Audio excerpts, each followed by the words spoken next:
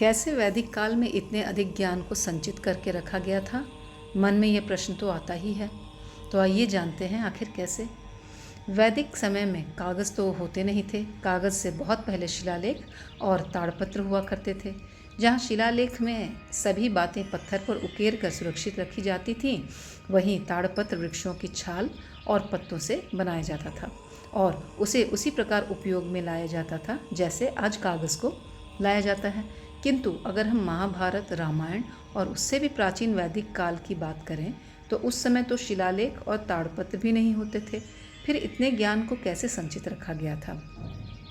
प्राचीन काल से ही हिंदू धर्म में गुरु शिष्य परंपरा रही है। उस समय गुरु जो भी ज्ञान अर्जित करता था वो उसे अपने शिष्यों में बांट देता था। शिष्य जो कुछ भी अपने गुरु से सुनते थे उसे श्रुति कहा जाता था। श्रुति का अर्थ होता है सुनना। उस ज्ञान को सुनकर वे उसे कंठस्थ करने का प्रयास करते थे। उसमें से जो शिष्य श्रेष्ठ होते थे, जो उस ज्ञान को अधिकतम रूप में याद रख सकने में सफल होते थे, वे ऋषि पद प्राप्त करते थे।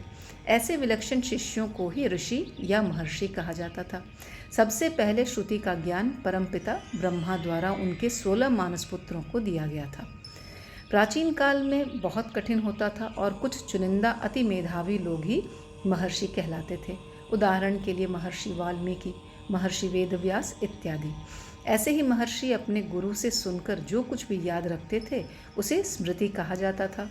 स्मृति अर्थात स्मरण या याद रखना। फिर वे शिष्य जो कुछ भी उन्हें ज्ञान होता था उसे अपने शिष्यों को प्रदान करते थे। इस प्रकार ये ज्ञान गुरु से शिष्य, फिर उन शिष्यों से उनके शिष्यों तक हस्तांतरित होता रहता था। यही वो तकनीक है जिससे अति प्राचीन हिंदू धर्म का अथाह ज्ञान आज तक सुरक्षित रखा गया है।